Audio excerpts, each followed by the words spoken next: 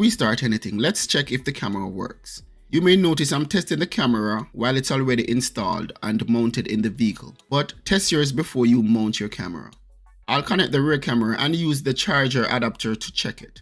It powered right up. Your camera might ask you to format the memory card and also set the date and time. Now it's time to decide a perfect place to mount this GKU D1000 3-channel dash camera. The perfect place is where there is a clear view of where you're trying to record, and at the same time do not obstruct your view. For me, it's right here.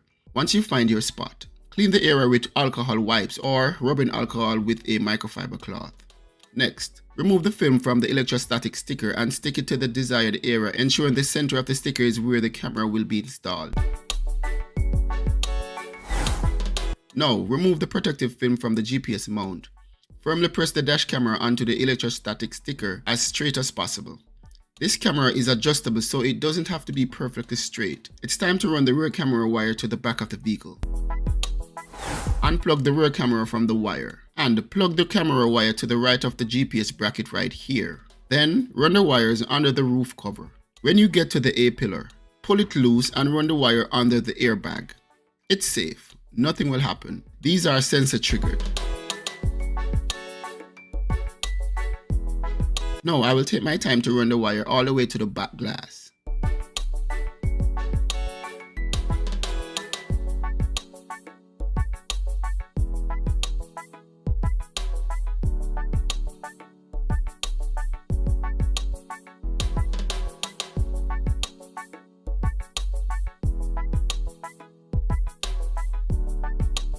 If you have a regular sedan motor vehicle, peel the film from the electrostatic sticker and install it on the glass where you want the rear camera to be installed.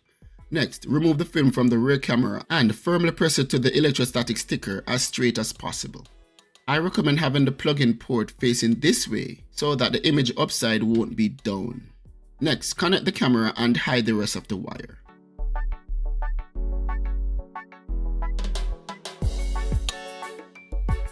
But if you have a hatchback style vehicle like this, you could install the camera on the glass and leave enough slack on the wire to avoid the camera being ripped off when the tailgate is open.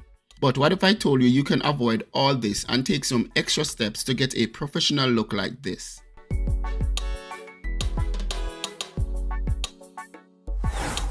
I'll run the wire under the roof and through a rubber tube right here. Next, I will run the wire under the trim and install the camera on the rear glass. I will start by removing this trim. It's held in place by some clips. Now I will pop out this rubber tube to be able to run the wires through it.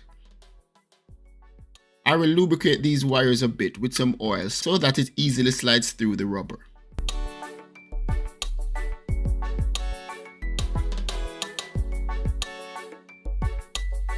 The plug is through. Now I will push the wire through this opening, then put the rubber tube back in place.